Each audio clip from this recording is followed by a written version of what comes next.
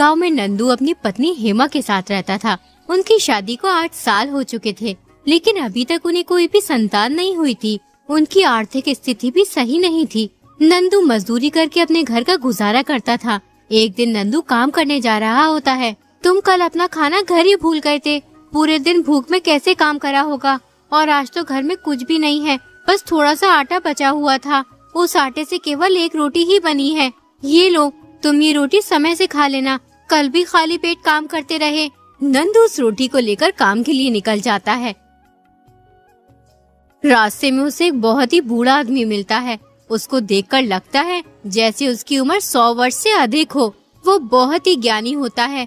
वो बूढ़ा आदमी नंदू से कहता है, मेरे ऊपर दया करो, मैं बहुत भूखा हूँ। कल रात से मैंने कुछ नहीं खाया है। ईश्वर के लिए मुझे कुछ खाने को दे दो, ऊपर वाला तुम्हारा भला करेगा। बाबा, ये खाना तो मैं अपने लिए ले जा रहा था। मैं पूरे दिन मजदूरी करता हूँ। अगर मैंने नहीं खाया तो मुझसे सही से काम नहीं होगा और फिर मेरा मालिक मुझे आज की मजदूरी के पैसे भी नहीं देगा। वैसे भी मेरे पास केवल 1 ही रोटी है। लेकिन बाबा, तुमने भी कल से कुछ नहीं खाया है, इसलिए इस रोटी पर तुम्हारा ज्यादा हक है। लो बाबा, इस रोटी को तुम खा लो। नंदू अपनी रोटी उस बूढ़े आदमी को दे देता है। बूढ़ा आदमी बहुत भूखा होता है, इसलिए वो रोटी वो तुरंत खा लेता है। बेटा, तुमने मेरी इस बुरे समय में सहायता की। तुमने अपनी 1 रोटी मुझे दे दी। मैं तुम्हारी किस प्रकार सहायता करूं? बाबा, मेरी कोई संतान नहीं है। कृपया आप मेरे लिए ईश्वर से प्रार्थना करें कि ईश्वर मुझे संतान का आशीर्वाद दे।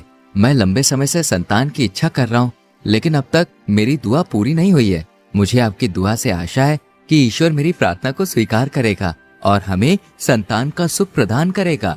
मैं अभी तुम्हारे लिए ईश्वर से प्रार्थना करता हूँ। ईश्वर तुम्हारी मनोकामना को पूरा करे और आपको संतान का सुख प्रदान करे। कुछ ही दिनों में नंदू की पत्नी के यहाँ 2 जुड़वा बच्चे होते हैं। बच्चों के जन्म के बाद नंदू की पत्नी बहुत बीमार रहने लगती है। एक दिन वो नंदू से कहती है, नंदू, मेरी सेहत अब ठीक नहीं हो पाएगी। डॉक्टर भी कह चुके हैं कि अब मेरी हालत में कोई सुधार की उम्मीद नहीं है। मुझे लगता है कि मेरा समय आ गया है। मेरी आखिरी ख्वाहिश यही है कि तुम इन बच्चों का अच्छे से ध्यान रखना। इन्हें कभी भी अपने प्यार और देखभाल से वंचित मत करना। अब ये पूरी तरह से तुम्हारी जिम्मेदारी है। हेमा, तुमने इतना सब कुछ सहा है और अब हमें छोड़कर जा रही हो। मुझे पता है कि ये बहुत कठिन समय है, लेकिन मैं तुम्हारी बातों को दिल से मानूंगा। मैं इन बच्चों की हर जरूरत का ध्यान रखूंगा, उन्हें प्यार और सुरक्षा दूंगा जैसा तुम चाहती थी। इनकी हर खुशी और दुख में मैं हमेशा उनके साथ रहूंगा। मुझे विश्वास है कि तुम अपनी जिम्मेदारी निभाओगे। हेमा, तुमने अपनी पूरी जिंदगी इनकी प्यार और अच्छे से देखभाल की है। मैं भी तुम्हारी तरह इनकी खुशियों की रक्षा करूंगा और उनकी परवरिश अच्छे संस्कारों के साथ करूंगा। तुम्हारी यादें हमेशा मेरे दिल में बसी रहेंगी और मैं इन बच्चों को तुम्हारी तरह ही प्यार करूंगा। मुझे सुकून है कि तुम ऐसे समझदार और दयालु इंसान हो। अब मुझे शांति मिलती है ये सोचकर कि मैं जा रही हूँ, लेकिन मेरे बच्चों के पास तुम्हारा प्यार और सुरक्षा है। मैं तुम्हारे इस विश्वास को कभी भी नहीं तोड़ूंगा हेमा। तुम्हारी यादों और आदर्शों को हमेशा अपने दिल में रखूंगा और इन्हीं के साथ बच्चों को बड़ा करूंगा। इतना सुनकर नंदू की पत्नी की मृत्यु हो जाती है।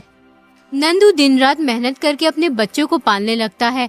यूं ही कई साल बीत जाते हैं। अब नंदू के बच्चे जवान हो जाते हैं तो नंदू को अपनी बेटी की शादी की चिंता होने लगती है। बेटी, तुम्हारी शादी की चिंता मुझे बहुत परेशान करती है। तुम्हारी माँ चाहती थी कि हम तुम्हारी शादी बहुत ही धूमधाम से करेंगे, लेकिन मेरे पास इतने पैसे नहीं है कि मैं तुम्हारी शादी सही तरीके से कर सकूं। इतनी मेहनत के बावजूद मैं सब कुछ ठीक से नहीं कर पा रहा हूँ। मैं चाहता हूँ कि तुम्हारी शादी में कोई भी कमी ना रहे। पिताजी, आप परेशान मत होइए।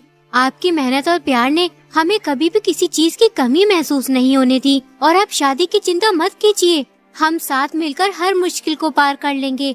आपका साथ ही हमारे लिए सबसे बड़ी चीज है। पिताजी, दीदी सही कहती है। ईश्वर जरूर कोई रास्ता निकालेगा। आप चिंता करना छोड़ दीजिए। कुछ ही दिनों में नंदू अपनी बेटी शगुन की शादी वरुण नाम के लड़के से कर देता है। वरुण एक किसान होता है। उसके पास 5 बीघा जमीन और 2 गाय होती हैं। जमीन पर खेती करके ही घर का गुजारा होता है। शगुन की सास बहुत ही बुरी औरत होती है। वो हर छोटी से छोटी बात पर शगुन को परेशान करती है। देखो तो सही, कैसे आवारा ऊँट की तरह इधर उधर फिर रही है। शर्म लिहाज है कि नहीं? या वो भी बेच खाई? तेरी माँ ने कुछ सिखाया था या नहीं? क्या हुआ अम्मा जी, मुझसे कोई गलती हो गई है क्या? अरे तेरे से गलती कब नहीं होती। क्या हाल बना रखा है घर का, अभी तक झाड़ू भी नहीं लगी है। खाना तो पता नहीं कब बनाएगी। लोगों को भूखा मारने की सोचा है। समय से कोई काम नहीं करती है, बस लौंडी बनी फिरती है। अम्मा जी घर में बहुत सारे काम है, इतने सारे काम एक साथ करना बहुत मुश्किल है। खाना बनाना और झाड़ू पोछा करने को तू बहुत सारा काम कहती है। अरे जब तू नहीं थी तो मैं सारे काम समय से पहले ही कर दिया करती थी, लेकिन एक तू है, कोई भी काम ढंग से नहीं करती है। अगर मुझे पता होता कि तू इतनी बड़ी कामचोर है तो मैं अपनी बेटी की शादी तेरे साथ कभी नहीं करती। इतने में ही वरुण आ जाता है। क्या हुआ माँ, इतना शोर क्यों मचा रखा है? अरे मैं क्या बताऊं। अरे अपनी लाडली बीवी से पूछो क्यों इतना शोर मचा के रखा है।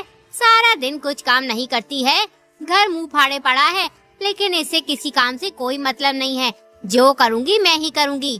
शगुन, मैं क्या सुन रहा हूँ? तुम घर का एक काम भी नहीं करती हो, सारा काम माँ करती है। ये बात तो मैं जानती हूँ और ईश्वर जानता है कि मैं कुछ काम करती हूँ या नहीं। सारा दिन काम करते हुए निकल जाता है, 1 मिनट आराम करने का भी समय नहीं मिलता। एक काम खत्म होता है तो अम्मा जी दूसरा काम बता देती हैं। अगर किसी काम को करने में देरी हो जाती है तो अम्मा जी मुझे उल्टी सीधी कहती हैं। बगैर खाए पिए भूखी प्यासी काम में लगी रहती हूँ। वरुण ये बात अच्छी तरह से जानता था कि उसकी माँ झूठ बोल रही है और वो शगुन से सारा दिन काम करवाती है। जब शगुन खाना खाने बैठती है तो उसकी माँ शगुन को खाली पीली आँख दिखाती है, लेकिन फिर भी वरुण अपनी माँ की तरफदारी करता है। तुम ये बात अच्छी तरह से अपने दिमाग में बैठा लो। अगर तुमने आज के बाद माँ को परेशान किया या घर का कोई काम नहीं किया तो मैं तुम्हें तुम्हारे घर छोड़ाऊंगा। फिर पड़ी रहना वहाँ। अब खड़ी खड़ी मेरा मुंह क्या देख रही हो? जाओ जल्दी से मेरे लिए खाना लेकर आओ, मुझे खेत पर जाना है। अपने पति की बात सुनकर शगुन की आंखें भर जाती हैं और वो चुपचाप खाना लेने चली जाती है। शगुन को रोता देख वरुण को बहुत दुख होता है और वो सोचने लगता है, मैं जानता हूँ शगुन, तुम्हारी कोई गलती नहीं है, लेकिन मैं अपनी माँ के आगे मजबूर हूँ। मैं उनसे कुछ भी नहीं कह सकता। अरे कोई सुनेगा तो क्या कहेगा?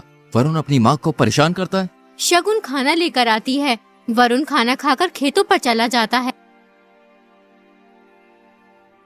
एक दिन शगुन को खबर मिलती है कि उसके पिताजी बहुत बीमार हैं, बचने की कोई गुंजाइश नहीं है। तो शगुन तुरंत अपने पिताजी से मिलने चली जाती है। मेरी बच्ची, मेरा शरीर अब और मेरा साथ नहीं देगा। तुम दोनों के लिए मैं परेशान हूँ। तुम्हारा भाई अभी कुछ नहीं करता, तुम अपने भाई की देखभाल करना। हो सके तो किसी अच्छी लड़की से इसकी शादी करवा देना। पिताजी, मैं अपने भाई का पूरा ख्याल रखूंगी, उसे कभी अकेला नहीं छोड़ूंगी। लेकिन पिताजी, हम तुम्हारे बिना कैसे रहेंगे? तुमने हमें कितनी मुसीबतों से पाल पोस कर बड़ा किया है और अभी यूँ अकेला छोड़कर जा रहे हो। बेटा, ये जीवन का हिस्सा है, हम सबको एक ना एक दिन जाना होता है। मेरी सबसे बड़ी ख्वाहिश है कि तुम और तुम्हारा भाई सुखी हो। मुसीबत में तुम दोनों एक दूसरे का सहारा बनना। पिताजी, हम आपकी कमी को कभी पूरा नहीं कर सकते, लेकिन हम वादा करते हैं आपकी दी हुई सीखों को कभी नहीं भूलेंगे और हर मुश्किल वक्त में एक दूसरे का साथ देंगे। आपकी उपस्थिति हमेशा हमारे दिलों में रहेगी। मेरे बच्चों, मैं तुम दोनों के साथ रहूंगा, तुम्हारी यादों में, तुम्हारे दिल में। नंदू की मृत्यु हो जाती है, उसका बेटा अनाथ हो जाता है। कुछ दिन के बाद शगुन अपने ससुराल चली जाती है, लेकिन वो हर वक्त अपने भाई सोहन की चिंता करती रहती है।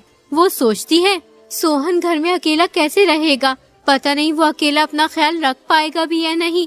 कैसे खाना बनाता होगा, समय से खाता होगा कि नहीं? उसे मेरे बिना सब कुछ संभालना बहुत मुश्किल होगा।